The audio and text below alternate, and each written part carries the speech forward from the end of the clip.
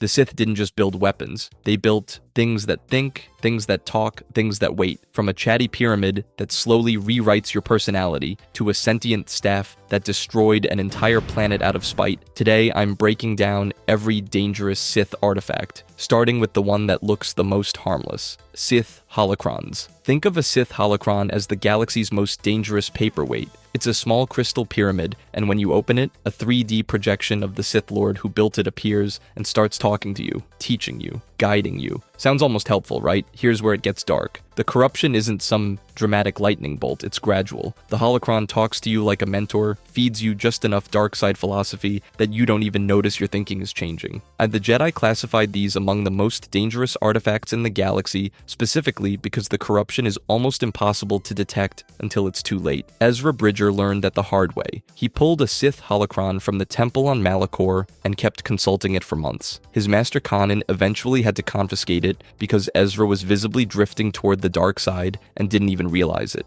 But here's what changes everything. The Sith invented holocron technology at least 3,000 years before the Jedi did, and some holocrons weren't just storage devices, they doubled as activation keys for massive superweapons, including the Malachor Temple itself. They were keys, weapons, and recruitment tools all disguised as ancient relics. And compared to what's coming next, a chatty pyramid is practically a warm hug. Huey's because the next artifact sat in plain sight inside the office of the most powerful man in the galaxy and nobody noticed: the Scythe Chalice. Most Sith artifacts want to kill you, possess you, or turn you into something horrible. The Sith Chalice just wants you to burn some incense and think dark thoughts. These were metallic incense burners used by the ancient Sith during meditation rituals and initiation ceremonies. No blades, no curses, no trapped spirits. Just a tool designed to put the user into an altered mental state more receptive to Sith philosophy. Subtle, almost boring by Sith standards. But here's where it gets funny. Darth Sidious kept one of these sitting out in his personal quarters while he was still pretending to be Supreme Chancellor Palpatine. Jedi walked through that room. Jedi Council members had meetings with this man, and when nobody, not a single one of them, looked at the ancient Sith ritual artifact on his shelf and thought, hey, that's a little weird, the confidence is almost respectable. This wasn't hidden in a vault or locked behind a secret panel, it was decorative. And the specific chalice Sidious owned wasn't some random knockoff. It was excavated from the Masasi ruins on Yavin 4, meaning it had been buried for centuries before somehow ending up on the desk of the most dangerous man in the galaxy. He treated a 1,000-year-old Sith relic like a conversation piece. He wasn't the only one who had access to these things either. A Lannic smuggler on Nar Shaddaa had one. The antiquities dealer Luthen Rael kept one in his Coruscant gallery as early as 5 BBY. These artifacts were scattered everywhere,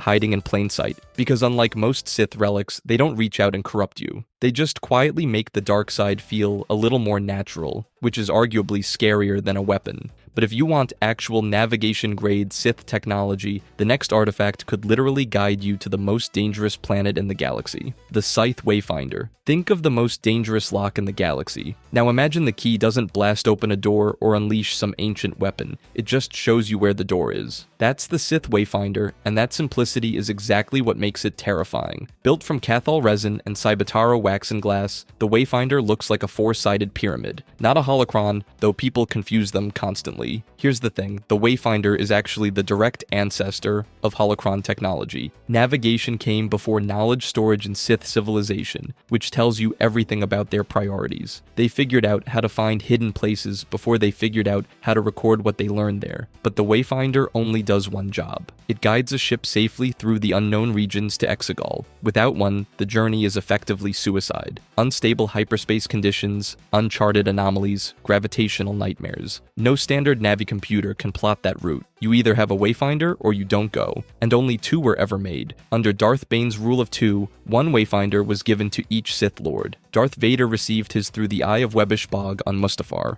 Darth Sidious kept the other. One device per Sith, both pointing to the same impossible secret. Kylo Ren eventually modified his TIE Whisper to accept the Wayfinder's binary signal and flew directly to Exegol. Rey later did the same thing with Luke's old X-Wing. But here's where it gets complicated. The corruption of the Wayfinder isn't supernatural. It doesn't whisper to you or twist your mind. It's purely strategic. If you hold a Wayfinder, you know where the Sith's greatest secret is buried. That knowledge alone reshapes your position within the entire Sith hierarchy. You're no longer just a follower. You're someone who knows where the real power lives. and a key is only as dangerous as the door it opens. But the door this one leads to, that's where an ancient Sith Lord's staff was waiting to teach anyone willing to listen, the Staff of Zoxan. Zoxan wasn't just another Sith Lord. She was one of the original 12 Dark Jedi exiled from the Republic around 6900 BBY, the group that discovered Korriban, enslaved the native Sith species, and built the entire Sith religion from scratch under Ajunta Pal. Her teachings aren't some watered-down version passed through centuries of Sith politics and infighting. They're the source code, the foundational dark side philosophy before anyone had a chance to dilute it. And that's exactly what makes her staff so dangerous. The artifact functioned as a living connection to Zoshan's consciousness, not just a library of techniques, but an ongoing, intimate relationship with one of the first Sith Lords who ever existed. Her holocron sat buried in the tombs of Korriban for millennia, completely forgotten, until a former Jedi Master named Asharid Het stumbled across it. Here's where it gets unsettling. Het didn't fall immediately. He told himself he was studying Zoshan's teachings as a disguise, a cover story while he operated on Korriban. He was a trained Jedi Master. He knew what the dark side looked like, but the oldest teachings don't feel like seduction. They feel like clarity. Slowly, without any dramatic moment of corruption, Het stopped pretending. He wasn't using Zoshan's philosophy as cover anymore. He was genuinely her student, learning directly from a voice that had been speaking the dark side since before most Sith traditions even existed. A Jedi Master who walked in thinking he was smarter than the artifact and walked out belonging to it. That's the trap with foundational knowledge. It doesn't trigger your defenses because it doesn't feel wrong. It feels like the truth you've been missing. But if Zoshan's staff corrupts through wisdom, the next artifact corrupts through something far more direct. Raw, physical power. The Gauntlet of Kresh the Younger. A Sith Lord built this for his kid, Ludo Kresh, over 5,000 years before the Clone Wars. Crafted this gauntlet specifically so his son Elsho could never be hurt. 5 linked black plates with red gems and gold tassels, worn on the forearm. It's almost sweet, in a deeply twisted Sith kind of way.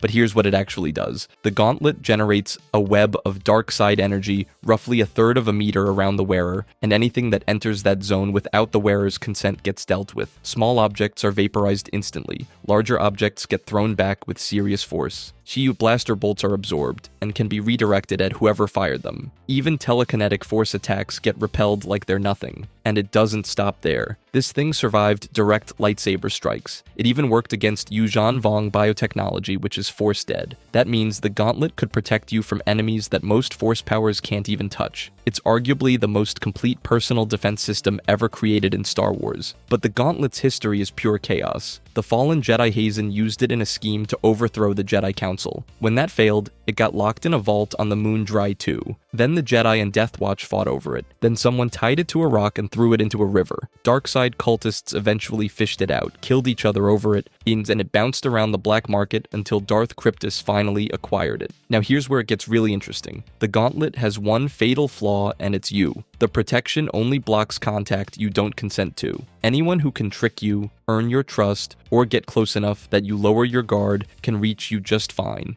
And knowing your invincible shield has a social engineering exploit slowly turns you into someone who trusts absolutely no one. The gauntlet doesn't corrupt through rage or hunger. It corrupts through paranoia, the most powerful armor in the galaxy, and its only weakness is the person wearing it. But if paranoia sounds bad, wait until you hear about an artifact designed to keep you imperfect. Being conscious agony forever. The embrace of pain. Every artifact we've covered so far was built to grant power. This one was built to take everything away from you as slowly as possible. The embrace of pain was an organic, rack-like device that suspended its victims upside down in restraint bands. That alone sounds bad enough, but here's what made it genuinely nightmarish. It was smart. The embrace read the electrochemical outputs of your nerve impulses in real time, constantly evaluating your brain chemistry to calculate exactly how to maximize your suffering. It didn't just hurt you, it optimized the process, and the methods it used were relentless. Joint stretching, acid application, electrical shocks delivered through thousands of individual contact points, sharp implements, needles, thorns, and injected biotoxins that attacked your nervous system from the inside. All of these ran simultaneously, calibrated by the device itself so that your body could never adapt. You couldn't dissociate. You couldn't pass out from shock. The embrace wouldn't let you. But here's where it gets truly evil. When a victim approached death, the device would lower them to the floor, let them sleep, feed them water and nutrients, heal their wounds, and then start the entire process over again. It was specifically designed to make death impossible for as long as it wanted to continue. There was no escape through dying. The chamber housing this thing sat deep beneath the Sith temple on Coruscant, down a converted maintenance corridor with black stone steps leading to the device. This wasn't some hidden dungeon. It was treated as sacred space within Sith worship, meaning the systematic torture of living beings held genuine spiritual significance in Sith philosophy. Now here's the part that makes this section impossible to forget. The Yuuzhan Vong, specifically members of Domain Shai, did not consider the embrace of pain to be torture. They used it as meditation. They willingly entered this device, the same one documented as capable of turning committed Jedi to the dark side, and treated it like a path to enlightenment. The scariest thing about the embrace of pain isn't the device itself. It's that an entire civilization looked at it and said that's a great way to relax. But if the embrace destroyed people from the outside in, the next artifact did something far worse. It destroyed them from the inside out, and then used what was left. The Moor Talisman. One artifact on this list caused a galaxy-spanning plague that lasted thousands of years. Not a superweapon, not a battle station, a piece of jewelry. The Moor Talisman was forged by Sith Lord Sorzus Sin for her fellow Lord Karness Moor, thousands of years before even the Golden Age of the Sith. But here's what made it different from every other amulet or relic we've talked about so far. Moor didn't just own this thing. He poured his mind, his will, and his Sith magic directly into it, making the talisman a literal extension of his consciousness. So when Moor's physical body eventually died, he didn't actually die. He just moved in.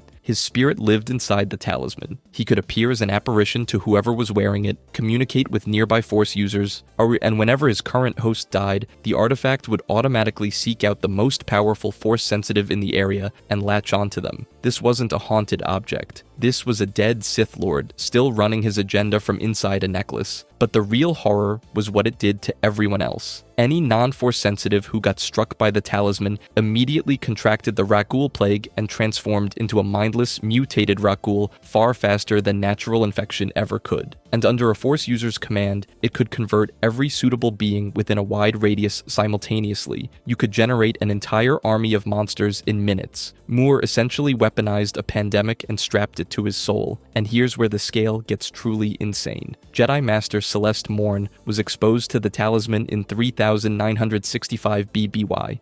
She didn't age a single day, not one. She was eventually freed roughly 4,000 years later in 19 BBY, completely unchanged. The talisman halted all aging in its host, keeping Moor's vessel alive and ready indefinitely. The Rakghoul plague spread across entire worlds during those millennia. Taris, the Undercity, deep space outposts. It became one of the longest-running pandemics in galactic history, all traceable back to one artifact and one very stubborn dead man. It wasn't until 137 ABY that Jedi Knight Cade Skywalker finally ended it. He used the Force to obliterate both the talisman and Moor's essence permanently, and at that exact moment, every Rakghoul in the galaxy dropped dead. The plague went extinct, a pandemic that had persisted for millennia. Wiped out the second the source was destroyed. But if the Moor Talisman terrifies you because a Sith Lord's consciousness survived inside it for thousands of years, wait until you hear about a mask that didn't preserve a mind. It preserved a hunger. The Mask of Darth Nihilus. Every Sith artifact on this list promises you something. Power, knowledge, immortality, control. This one promises you nothing. It just takes. When Mitra Surik finally defeated Darth Nihilus aboard the Ravager, something strange happened. His body didn't fall. It didn't bleed. It dissolved into nothing, because there was nothing left of him to dissolve. The Lord of Hunger had consumed so many worlds, so many lives, that his physical form had long since been eaten away by his own appetite. All that remained were his robes, his lightsaber, and his mask. Not remnants of a dead man, remnants of a void, but here's where it gets unsettling. The mask didn't just survive Nihilus, it carried him forward. The artifact retained a portion of the actual tear in reality that Nihilus had created through his existence, functioning as a portable nexus of the dark side. Not a weapon, not a tool. A wound in the Force that someone shaped into a face, and it does something no other Sith artifact does. It stores the memories of everyone who has ever worn it. Every person who put that mask on had their consciousness absorbed into it, layered beneath the next wearer's mind like sediment. You're not possessed, you're not controlled, you just suddenly have an ever-growing archive of dead people's lives sitting underneath your own thoughts. Yours whispering through your decisions without you ever realizing where the impulse came from. The game itself understood this. In Knights of the Old Republic 2, when you defeat Nihilus, you can pick up his mask. It goes into your inventory. You can see it sitting right there. But you can never equip it, it just exists in your possession, unequipable, yet it passively increases your force capacity simply by being carried. The artifact doesn't need you to wear it. Its influence radiates outward regardless. That's not a game limitation. That's the mask telling you exactly what it is, and every single person who tried to use it paid for it. Legend sources consistently describe the mask as cursed rather than powerful. Every wielder was reportedly drawn toward acts of ruin and self-destruction, each mirroring the exact compulsion that forced Nihilus to feed and feed until there was nothing left. The mask doesn't seduce you with strength. It hollows you out from the inside until you're just another layer of memory for the next fool who picks it up. But if Nihilus's mask is a void that consumes its wearer from within, the next mask on this list does something arguably worse. It doesn't erase you, it replaces you entirely. The mask of Lord Momin Darth Momin was an artist, and that's the most terrifying sentence in this entire video. He was a sculptor specifically, and his work was so deeply disturbing that he wasn't just criticized or ignored, he was imprisoned for it. The materials he used, the things he depicted, whatever he was creating was horrific enough that people decided locking him away was the only reasonable response. But here's where it gets interesting. A Sith lady named Darth Shah saw potential in Momin, freed him, and took him on as her apprentice. She trained him in the dark side, gave him purpose, gave him power. He killed her. His reasoning was pure Sith philosophy taken to its logical extreme. Momin believed that calling anyone master was fundamentally incompatible with being Sith. You can't claim to embody ultimate power while kneeling to someone else, so he removed the contradiction permanently and went independent. What he did next was worse than anything he'd sculpted. Momin designed a temporal superweapon, a device that would freeze an entire city at the exact moment of its destruction, trapping every person's expression of terror and pain forever. Not to conquer, not to intimidate, to create art. But when the Jedi intervened to stop the weapon's activation, Momin lost control of the Force energy and his body was completely destroyed. His consciousness, though, survived inside his mask, and the Jedi, rather than destroying it, locked the mask in the Jedi Temple vaults. It sat there for decades, patient, waiting. After the fall of the Jedi Order and the death of Chief Librarian Jocasta Nu, Darth Sidious personally retrieved the mask and gave it to Darth Vader as a gift, alongside the planet Mustafar and the Naboo Royal Starship. Sidious believed the mask would help Vader unlock secrets hidden in an ancient Sith cave on Mustafar, but the mask had its own plans. A stormtrooper commander put it on. Momin's consciousness immediately seized complete control of the man's body, and while possessing this random trooper, Momin designed the full architectural plans for Fortress Vader in minutes. Not hours, minutes. His genius hadn't decayed at all across centuries of imprisonment. Every skill, every obsession, fully intact and ready to work, but that's not even the scariest part. Momin then tried to get Vader himself to wear the mask. Through a vision, he nearly convinced one of the most powerful Force users alive to put it on. Vader almost did it. Think about that. The mask didn't just passively wait for hosts. It actively hunted for them, and it was confident enough to target Darth Vader. That tells you everything about what this artifact thinks of itself. If you think a mask with a god complex is bad, wait until you hear about an artifact that doesn't just think it's a god. That acts like one. The Dark Staff. Every artifact we've covered so far has been dangerous, but they've all been tools. Someone picks them up, someone uses them, someone suffers the consequences. The Dark Staff flipped that dynamic entirely, because the Dark Staff uses you. Physically, it's nothing impressive. A brown rod about a meter long, crooked at one end, with a faint blue light glowing at the other. It looks like something you'd find in a junk shop, but this thing is sentient. It thinks, it plans, it has opinions, and if you interrupt it while it's talking, it gets genuinely angry, like a Sith Lord with the temperament of a toddler and the destructive capacity of a Death Star. Here's where it gets dark. The Sith Lord who originally created the Dark Staff realized what they'd made and tried to destroy it. The staff killed them first. It decided it didn't want to be unmade, so it simply removed the problem. The Sith Emperor's people eventually recovered it, determined it was too dangerous to use, but too powerful to destroy, and locked it aboard the Arcanum, a space station built specifically to store artifacts that nobody knew what to do with. Around 3638 BBY, it was stolen.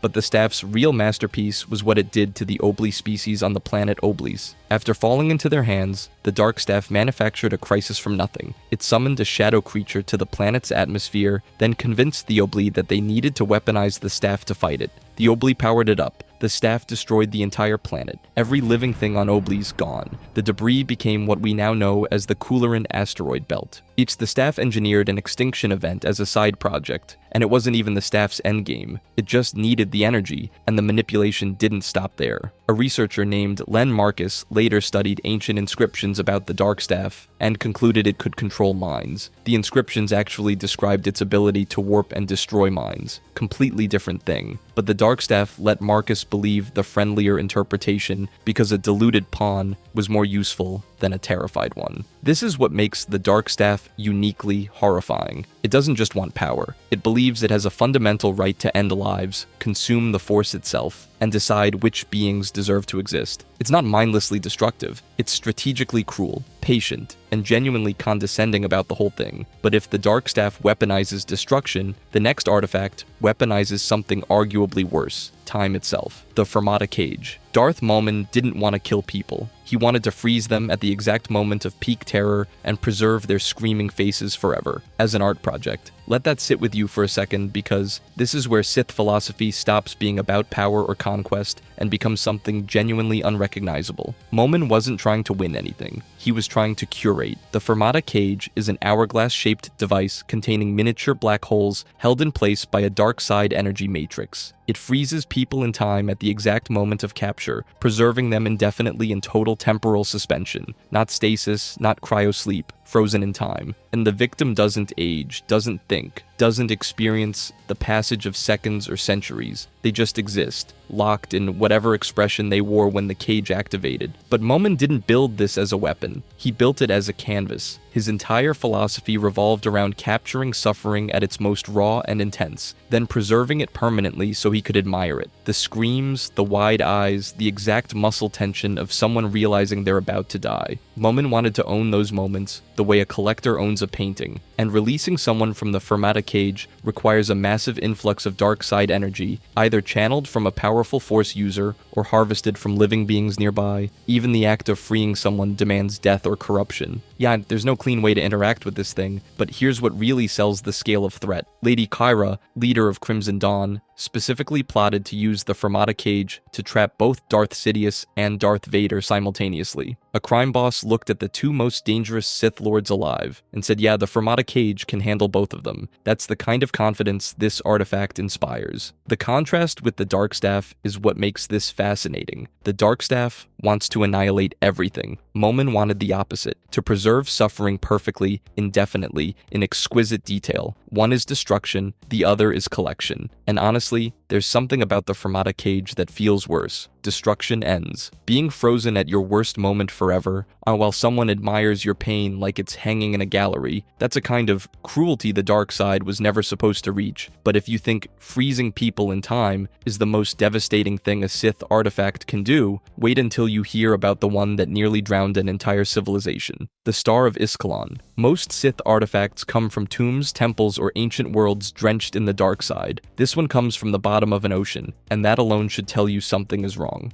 Iskalon is a mid-rim aquatic planet, and not just any water world. This place is home to 17 different species that were relocated there over the centuries, all of them building a fragile civilization beneath the waves. The planet itself has a complicated history of outside interference, from imperial occupation to pirate activity. Maz Kanata herself reportedly used Iskalon as a hiding spot for stolen spoils. But buried deeper than any pirate treasure, deeper than the settlements, deeper than the ruins of species that came and went, there's something that predates all of it. The Star of Iskalon is one of those artifacts that barely shows up in the records, and that's exactly what makes it terrifying.